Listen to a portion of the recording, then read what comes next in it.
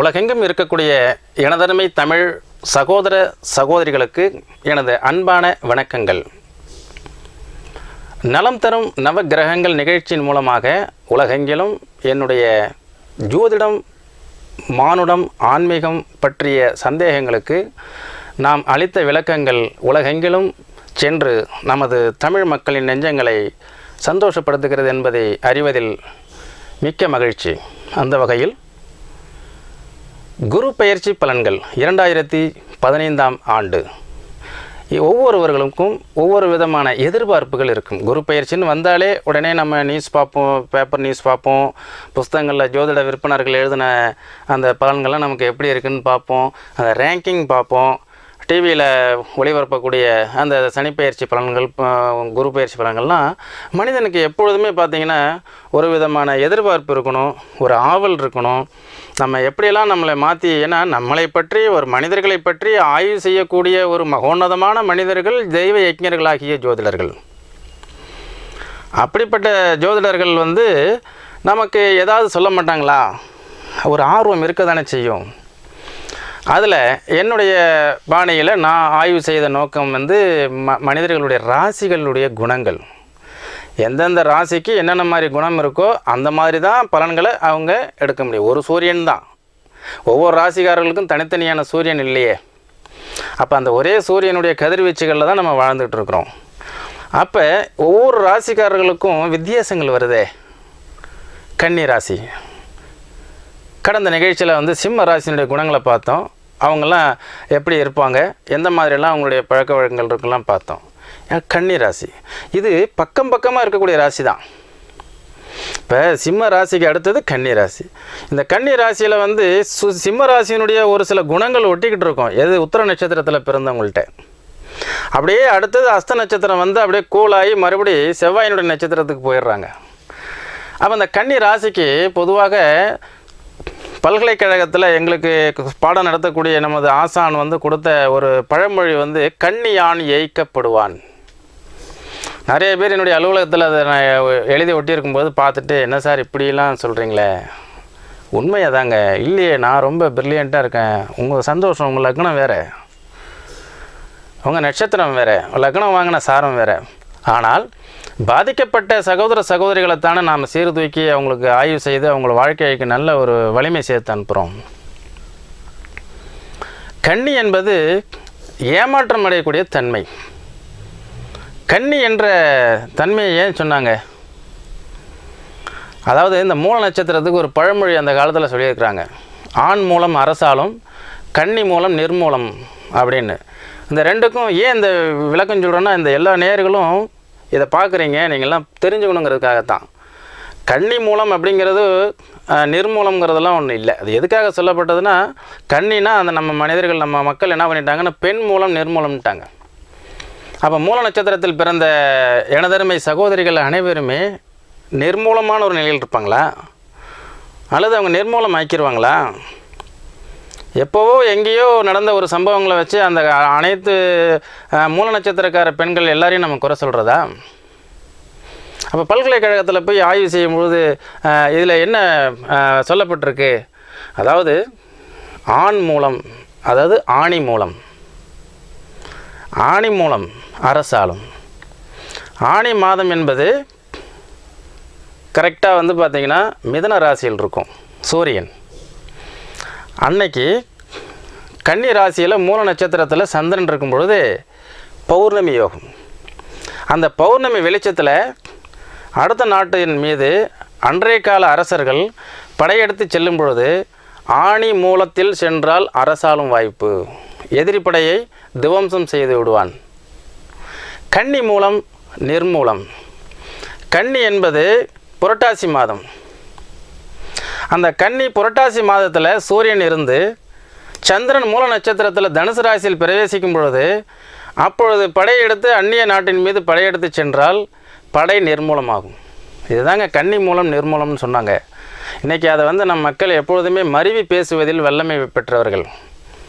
அந்த வார்த்தைகளை மருவி கொண்டு பெண் மூலம் நிர்மூலம், ஆண் மூலம் அரசாலம்னா, ஆண் மூலம் என்று சொல்லக்கூடிய தனுசு ராசியில் பிறந்தவர் யார் அரசாண்டு இருக்கிறார்கள், யார் பெரிய உயர் பதவியில் நாட்டை ஆண்டிருக்காங்க. சரி, இந்த கன்னி ராசி எப்படிப்பட்டதுன்னா ஒரு யதார்த்தமானது. கன்னி ராசியில் பிறந்த சகோதர சகோதரிகள் வெளிப்படையான மனிதர்கள், ஒரு அப்பாவித்தனத்துடன் கூடியவர்கள். கன்னி லக்னம் அல்லது கன்னி ராசி 2 பேரில் யாராக இருந்தாலும் உண்மையானவர்களாக இருப்பார்கள். அந்த கன்னி ராசியில் பிறந்தவர்கள் உழைப்பில் விழிப்புணர்வு அற்றவர்கள் என்று சொல்லப்படுகிறது. அவங்க உழைப்பு என்பது அடுத்தவர்களுக்கு பயன்படக்கூடியது. பிரத்யாரிடம் வேலை பார்க்கக்கூடிய புதன், ராசிக்கு அதிபதி புதன் அல்லவா? புதன் என்பது எதையும் நேர்த்தியாக செய்யக்கூடியது, கலை. ஆயர்கலை 64 கலைகளுக்கு அதிபதி புதன். அந்த புதனை அடிப்படையாக கொண்ட ராசிகள் 2, அதில் மிதனம் 1, கன்னி 1. இந்த 2 ராசிக்காரங்க தான் புதனாக இருந்து மக்கள்கிட்ட நெருங்கி பழகி எல்லார்கிட்டையும் போய் ஸ்மெஜ் ஆகிடுவாங்க. அப்போ ஒரு சிம்ம ராசிக்காரருக்கும் ஒரு மகர ராசிக்காரருக்கும் இடையில தூதுவராக போனோம்னா ஒரு கன்னி ராசியோ மிதன ராசியோ போனால் 2 பேரும் நட்பான முறையில் கொண்டு வந்துடும். ஏன்னா இது சூரியன், அது சனி இல்லையா? இப்படிப்பட்ட சில அடிப்படைகளில் அந்த கன்னி ராசிக்காரர்கள் உழைப்பாளிகள், உழைப்பில் விழிப்புணர்வு அற்றவர்கள், பிரத்யாருடைய நலன் பேணக்கூடியவர்கள், பரோபகாரிகள், யதார்த்தவாதிகள் என்று நிறைய சொல்லியிருக்கிறோம். இந்த நிகழ்ச்சி முதல்ல பார்க்கக்கூடியவங்க நீங்கள் என்னுடைய யூடியூப்பில் போய் ஆலயம் சுவாமிநாதன் டைப் பண்ணிங்கன்னா அதில் கன்னி ராசி பற்றி வீடியோஸ்லாம் இருக்குது. இதுக்கு முன்னாடி சனிப்பெயர்ச்சி பலன்கள், ஏன்னா சனிப்பெயர்ச்சி உங்களுக்கு 7.5 நாட்டு சனி கடந்த 6 மாதங்களுக்கு முன்பே உங்களை விட்டு விலகிவிட்டது.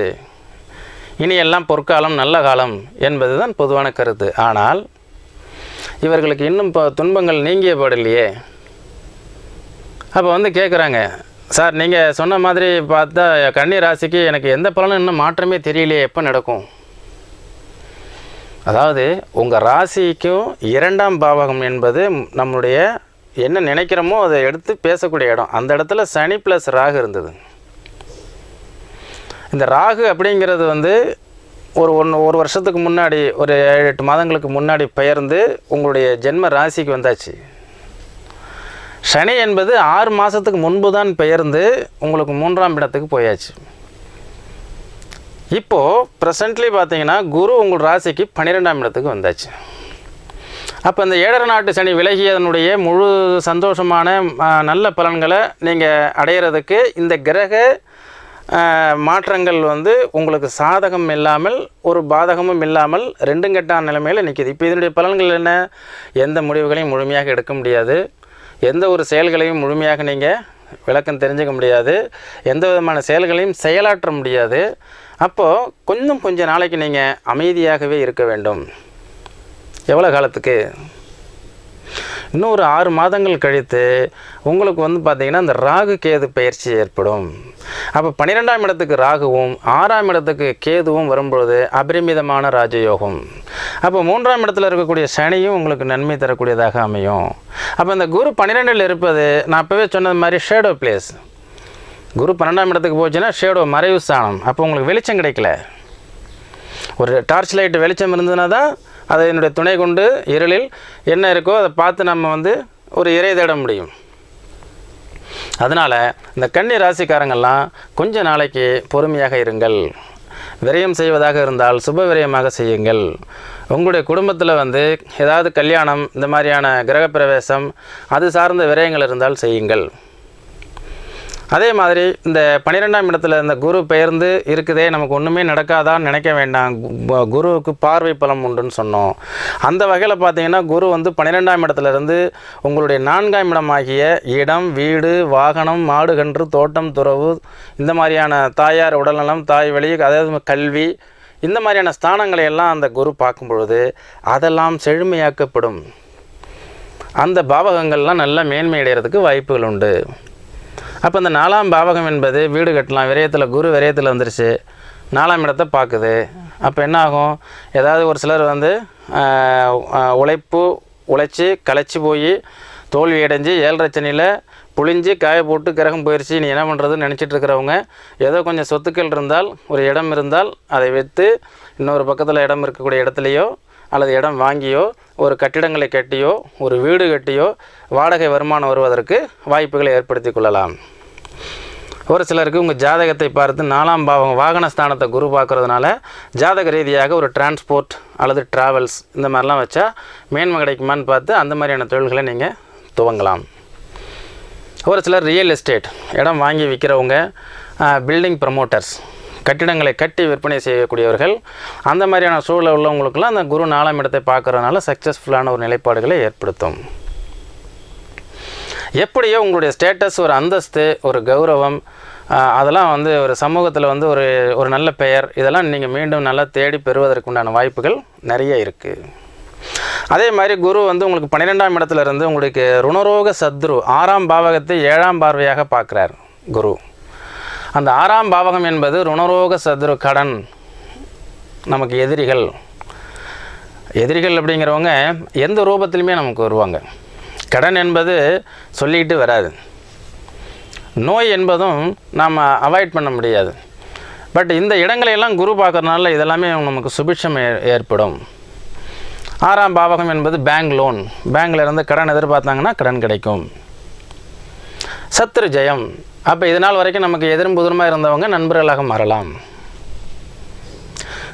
குரு 12ஆம் இடத்துக்கு போயிடுச்சேன்னு இந்த வருத்தப்படாமல் குரு பார்வை இடங்களெல்லாம் நீங்கள் வாட்ச் பண்ணுங்கள். அது சம்மந்தப்பட்ட கமிட்மெண்ட் உங்களுக்கு இருந்ததுன்னா கண்டிப்பாக இன்னும் ஒரு வருஷத்தில் உங்களுக்கு ஒரு நல்ல முன்னேற்றமும் மாற்றமும் கிடைக்கும். அதே மாதிரி குரு 12ஆம் இடத்துல இருந்து தன்னுடைய 9ஆம் பார்வையாக உங்களுடைய 8ஆம் பாவகத்தை பார்க்குது. 4ஆம் இடம், அதே மாதிரி 6ஆம் இடம், அடுத்தது 8ஆம் இடம்.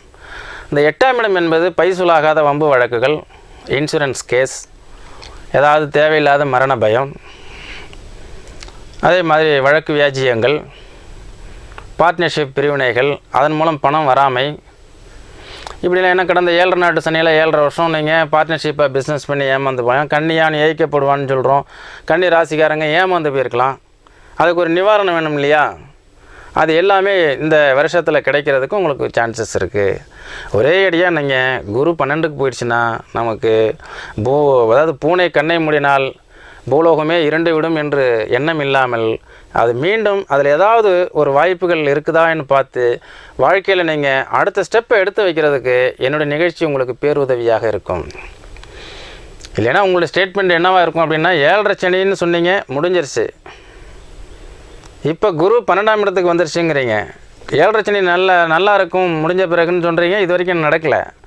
இப்போ குருவும் 12ஆம் இடத்துக்கு போயிடுச்சு அப்படின்னா இன்னும் ஒரு வருஷம் நான் காத்திருக்கணுமா அப்படிங்கிற கேள்விகளை உங்களுக்குள்ளாக கேட்டுக்கொண்டு நீங்கள் ஒரு தாழ்வு மனப்பான்மையினுடைய விளிம்புக்கு சென்று விடுவீர்கள். இறைவன் நமக்கு ஒரு கதவை மூடினால் இன்னொரு கதவை திறக்கிறான்.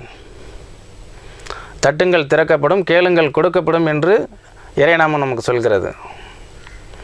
அப்போ நாம் வந்து ஏதாவது ஒரு மாற்று வழியை பயன்படுத்தி நம்முடைய வாழ்க்கையில் மேன்மையடைய முடியுமா அப்படிங்கிறத பார்க்கணும். அது போன்ற உங்களுக்கு ஆறுதலான விஷயங்கள், உங்களுடைய ஜாதகப்படி என்ன திசை நடக்கிறது, நீங்கள் எந்த வயசை கடந்திருக்கிறீங்க, அந்த என்ன லக்னம், நீங்கள் அந்த லக்னத்துக்கு தகுந்த மாதிரி அந்த திசைகள் உங்களுக்கு சாதகமாக பாதகமாக, இப்படியெல்லாம் நம்ம பார்த்து ஜாதக ரீதியான ஒரு தீர்வை காண்பதற்கு முயற்சி செய்யுங்கள். அப்போவே ஒரு நிகழ்ச்சியில் ஒரு சகோதரி கேட்டது மாதிரி, சார் குருபலன் போயிடுச்சு, கன்னிராசி, என் பையனுக்கு வந்து பார்த்திங்கன்னா தம்பிக்கு வந்து 34 வயசாச்சு, அப்போ இன்னும் ஒரு வருஷம் கல்யாணம் நடக்காதா சார் அப்படின்னு கேட்டால் என்ன சொல்கிறது? சில விஷயங்கள் அஸ்ட்ராலஜிக்கல் மிராக்கிள் பதில் பேச முடியாமல் இருக்கும். ஆனால் பொதுவாக அந்த மாதிரி நீங்கள் எடுத்துக்காதீங்க. இனி 35 வயசு முடிஞ்சு 36 தான் கல்யாணம்னா பொண்ணு கொடுக்க மாட்டாங்க யாரும். அதனால் நமக்கு குருபலன் என்பது நம்ம வந்து ஒரு காரியத்தை துவங்குவதற்காக அதை எடுத்துக்கொள்ளலாம். காரியங்கள் முடித்து வைப்பது குருபலன் கிடையாது. அப்படி பார்த்தால் கடந்த ஒரு வருஷத்தில் அந்த கன்னிராசிக்காரங்க எல்லாருக்கும் கல்யாண வயதிலிருந்து கல்யாணத்துக்கு முயற்சி செய்கிறவங்க எல்லாருக்கும் கல்யாணம் நடந்திருக்கணுமா வேண்டாமா? ஏன் நடக்கலை? இன்னும் மேலும் மேலும் ஆராய்ச்சிகள் தேவை. அதே மாதிரி அவங்களுடைய ஜாதகம், லக்னம், நடப்பு திசை, இவங்களுடைய லக்னம் யாருடைய சாரத்தில் இருக்கிறது, லக்ன அதிபதி எங்கு நிற்கிறது, இப்படியெல்லாம் நம்ம நிறைய ஆராய்ச்சிகளை பண்ணணும். எனவே நேயர்களே, இந்த சனி பயிற்சி இவர்களுக்கு சாதகம். ராகு கேது பயிற்சி இனி வரக்கூடிய காலத்தில் சாதகமாக இருக்கிறது. தற்சமயம் ராகு சந்திரனுடைய வீட்டில் இருப்பதால் தேவையில்லாத மன உளைச்சல், ஒரு மாதிரியான போராட்ட உணர்வு, எதிர்நீச்சல், எந்த ஒரு விஷயங்களையும் திரும்ப திரும்ப செய்வது, சந்தேகம், நமக்கு நடக்குமா நடக்காதா, நமக்கு நல்லது நடக்குமா நடக்காதா, கல்யாணம் ஆகுமா ஆகாதா, 7.5 சனி விலகிடுச்சுங்கிறாங்க, நமக்கு இன்னும் நன்மைகள் நடக்கலை அப்படிங்கிறதெல்லாம் நீங்கள் போட்டு மனசு குழப்பிட்டு இருப்பீங்க. இது எல்லாமே இன்னொரு 6 மாதங்கள் கழித்து இந்த ராகு கேது பயிற்சி ஆன பிறகு ஒரு நல்ல திசபுத்திகள் உங்களுக்கு நடந்ததுன்னா ஒரு முழுமையான ஒரு அற்புதமான ஒரு நல்ல ஒரு பலன்களை நீங்கள் பெறலாம்ங்கிறது உறுதி. அடுத்ததாக இந்த கன்னி ராசியில் பிறக்கக்கூடிய குழந்தைகள், சிறுவர்கள், சிறுமியர்கள், வாலிபர்கள் இவங்க எல்லாமே எப்படிப்பட்ட கேட்டகரிஸில் நீங்கள் இருக்கீங்க அப்படின்னா, என் கடன் பணி செய்து கிடப்பதே அப்படின்னு நீங்கள் படிக்கிறீங்க, வேலைக்கு போகிறீங்க. இண்டிவிஜுவலாக நீங்கள் ஒரு சிம்ம ராசிக்காரர் மாதிரியோ ஒரு கடக ராசிக்காரர் மாதிரியோ ஒரு அபிவிருத்தியான ஒரு பலன்களை பெறணும்னு நீங்கள் உங்களுக்குள்ளார நினைக்கிறது இல்லை. அப்படி நினைக்கக்கூடியவர்கள் இந்த நிகழ்ச்சியை நீங்கள் பார்க்குறது வேஸ்ட்டு, அதை விட்டுருங்க. நமக்கு அதில் நீங்கள் எந்த பலனுமே எனக்கு இல்லை சார், நான் ரொம்ப யதார்த்தமாக இருக்கேன். இப்போ என்னுடைய சிஷ்யர் ஒருத்தர் கன்னி ராசியில் தான் இருக்கிறார். அவருக்கு வயசு 65 வயசு ஆகுது. நான் ஏன் இந்த உலகத்தில் வாழ்கிறேன்னு எனக்கே தெரியலைங்கிறார். இல்லை, உங்கள் ராசி கன்னி ராசி, அஸ்த நட்சத்திரம். கன்னியினுடைய தன்மைக்கு உங்களை நீங்கள் கொண்டு போயிட்டீங்க. கன்னி என்று ஏன் பெயர் வந்தது? சிம்மம் என்று கர்ஜிக்கக்கூடிய ஒரு சிம்மத்தை சொல்ல வேண்டியதானே.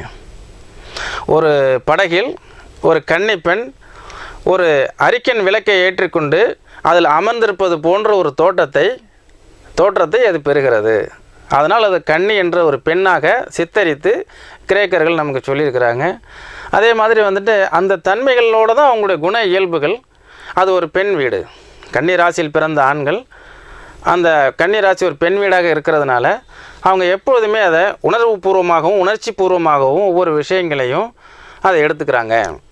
அதில் இவங்க என்ன சின்ன வயசுலேருந்து லட்சியங்களை ஊட்ட வேண்டும், தைரியத்தை பழக்கிவிட வேண்டும். அதே மாதிரி ஒரு கொள்கைகளையும் கோட்பாடுகளையும் அவங்களுக்கு வகுத்துக்கொள்ள வைக்க வேண்டும். அதே மாதிரி அவங்களுக்கு ஒரு கமிட்மெண்ட்ஸை கொடுத்துட்டு அவங்க அது தேடுதலில் ஈடுபடுத்த வைக்கணும். ஆயர்கலை 64 கலைகள், அதனால் ஏதாவது ஒரு கலைத்துறையில் அவங்களை ஈடுபட வைக்க வேண்டும். இப்படியெல்லாம் செஞ்சீங்கன்னா கன்னிராசிக்காரர்கள் நல்ல மேன்மையை பெறுவார்கள். அவங்கக்கிட்ட ஒரு விதமான அலட்சியம் இருக்கிறது. எந்த மாதிரியான அலட்சியம் அப்படின்னா, நம்மால் இது முடியுமா, ஏன் முடியாத போய் நம்ம எப்படி சுமக்கணும், நம்மளை முடிஞ்சது தான் நம்ம சுமக்க முடியும். எனக்கு பொய் பேச தெரியாது, ஏமாற்றவும் தெரியாது, சூட்சமும் தெரியாது, நான் ஒரு யதார்த்தவாதி. இந்த கலிகாலத்தில் யதார்த்தவாதிகள் பிழைக்க முடியுமா, மற்றவங்களால் நசுக்கப்படுகிறார்களே, அந்த மாதிரி தான் நானும் அப்படின்னு பயந்துக்கிறாங்க. சிஸ்டமேட்டிக் லைஃப், சிம்ம ராசியினுடைய குணங்கள், செயல்கள் அதையெல்லாம் கொஞ்சம் ஃபாலோ பண்ணுங்கள். கிரகங்களை மாற்ற முடியாது கன்னிராசி நேயர்களே, உங்களை நீங்கள் முடிந்தால் மாற்றிக்கொள்ளுங்கள். உங்களை மாற்றிக்கொள்வதற்கு உங்களால் தான் முடியுமே ஒழிய, என்னால் விளக்கங்கள் உங்களுக்கு சொல்ல முடியுமே ஒழிய உங்களை என்னால் மாற்ற முடியாது. நான் என்ன செய்வேன் என்றால், இப்போ நம்ம யோகா குருமார்கள்லாம் என்ன செய்கிறாங்க, நான் ஒரு யோகா குரு இன்றைக்கி அலுவலகத்துக்கு வந்தார். ஐயா நீங்கள் என்ன ராசி அப்படின்னு கேட்டேன். நான் 12 ராசிக்கும் பொருத்தமானவன்னார். அற்புதமான கருத்தை அவர் சொன்னார். நான் அதான் சொன்னேன், அந்த நிலைக்கு நீங்கள் செல்ல வேண்டுமே ஆனால் 12 ராசியினுடைய குணங்களை வெல்ல வேண்டும் ஐயா, நீங்கள் வென்று விட்டீர்கள் அப்படின்னு. ஏன்னா அவர் தான் இப்போ இந்த நியூட்ரல் லைனில் வந்துட்டார். நார்மலான ஒரு பாதையை நோக்கி வந்ததுனால அவர் எல்லாருக்கும் பொதுவானவராக இருக்கிறாரு. அந்த மாதிரி ஒரு சமுதாயத்தை, அந்த மாதிரி ஒரு மக்களுடைய மாற்றங்களை அதை உருவாக்கணுங்கிறது தான் என்னுடைய இந்த லட்சியம். அதனால் நேயர்களே, இந்த குரு பெயர்ச்சி பலன்கள் வரிசையில் கன்னி ராசியினுடைய யதார்த்தமான ஒரு அப்பாவித்தனமான ஒரு ராசியினுடைய பலன்கள் நம்ம பார்த்தோம். முடிஞ்சால் நீங்களும் உங்கள் பேரண்ட்ஸோட நீங்கள் எப்படிலாம் இருந்தால் மேன்மை பெறலாம் அப்படின்னு தெரிஞ்சுக்க ஆசைப்பட்டீங்கன்னா ஜாதகத்தை எடுத்துக்கிட்டு நேரில் வாங்க. உங்கள் அப்பா அம்மா கிட்ட ஜாதகத்தை கொடுத்து எனக்கு எப்படி இருக்குன்னு பார்த்துட்டு வான்னு சொல்லாதீங்க. அவங்க பார்த்துட்டு என் பையன் நல்லா இருப்பானா, என்னை வச்சு காப்பாற்றுவானா, சோறு போடுவானான்னு கேட்பாங்க. என் பொண்ணு நல்லா இருக்குமா, போகிற இடத்துல புத்தியாக இருந்து பிழைச்சிக்குமாங்கிறத சொல்லுவாங்க. இவ்வளோ தானே அவங்களுக்கு சொல்ல முடியும். நீங்கள் வாங்க, உங்களை உரைகளில் வைத்து உரைத்து பட்டை தீட்டி கன்னி ராசிக்காரர்கள் யதார்த்தமாகவே இப்படியெல்லாம் இருக்காதீங்க, உங்களை நீங்கள் மாற்றிக்கொள்ளுங்கள். என்னுடைய பரிகாரம் இதுதான். இந்த கோவிலுக்கு சென்று இந்த மாதிரி நீங்கள் வழிபாடு செய்தால் நீங்கள் மாறிவிடுவீர்கள் என்று சொல்வதை விட, உங்களுடைய கடந்த காலத்திலும் உங்களுடைய குண இயல்புகளையும் நீங்கள் ஏமாந்த விஷயங்களையும் நான் தெளிவாக எடுத்து சொல்லுகிறேன். அதையெல்லாம் பார்த்துவிட்டு எப்படி இருந்தால் மேன்மையிடலாம் என்ற டிப்ஸ் நான் கொடுக்குறேன். வாழ்க்கையில் ஃபாலோ பண்ணி பாருங்கள், வெற்றி நிச்சயம். எனவே நேயர்களே, இந்த குரு பயிற்சி பலன்களில் கன்னி ராசிக்கு ஜென்ம குரு என்று, அதாவது 12ஆம் இடத்தில் இருக்கக்கூடிய குருவினுடைய பலன்களை பார்த்தோம். அதே மாதிரி அவங்க ராசிக்கு சனி பயிற்சி 3ஆம் இடத்துல இருக்கக்கூடிய நல்ல விஷயங்கள் நம்ம பார்த்தோம். கடந்த 6 மாதத்துக்கு முன்னாடியே சனி பயிற்சி பலன்களை யூடியூப்பில் பாருங்கள். அடுத்தது இந்த குரு பயிற்சியில் முத்தாய்ப்பாக பார்வை பலனை எடுத்து சொல்லியிருக்கிறோம். நான் எந்தெந்த பார்வைகள்லாம் சொன்னனோ அந்த இடங்களுக்கு உண்டான பலன்கள்லாம் நீங்கள் அடையிறதுக்கு நிறைய வாய்ப்புகள் இருக்கிறதுனால அதெல்லாம் ஃபாலோ பண்ணி பாருங்கள். வெற்றி நிச்சயம். நாம் மீண்டும் அடுத்த நிகழ்ச்சியில் சந்திப்போம். நன்றி, வணக்கம்.